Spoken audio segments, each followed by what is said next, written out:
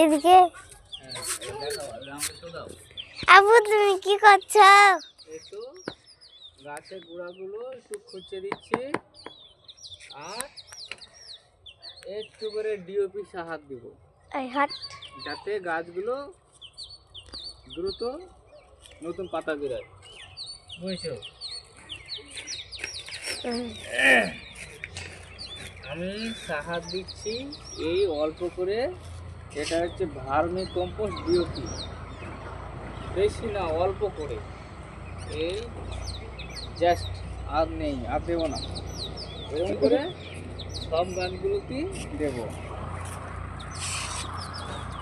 Hot না সুপু?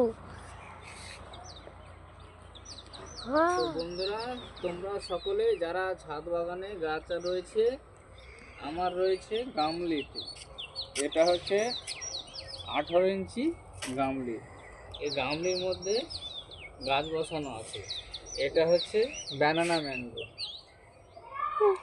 এটা banana ম্যাঙ্গোর চারা। 1.5 মাস হলো গাছটা বসানো, তো দেখতে পাচ্ছি লেগে গেছে, তাই এই গাছটাতে আমি কিছু সার দিচ্ছি যাতে গাছটা কিছু বৃদ্ধি পায়, বেশি না, এই 1 মুঠো করে এইভাবে গোড়াতে দিয়ে দিই, ভালো করে দিয়ে দিতে হবে, যে মাটিগুলোকে একটু নেড়ে দিতে হবে যাতে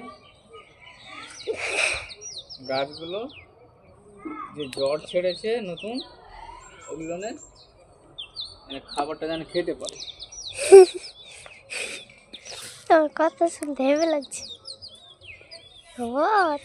তো বন্ধুরা, তোমাদেরকে বলছি, এই যে ছোট ছোট গাছ, এইসব ছোট ছোট গাছে কখনো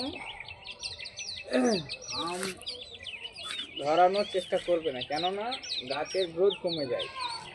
গ্রোথ কমাতে গেলে গাছে অবশ্যই মুকুলটা ভেঙে ফেলবে, তাহলে গ্রোথটা ঠিক থাকবে, আর মুকুল যদি নিতে চাও তাহলে গাছের গ্রোথটা কমে যাবে।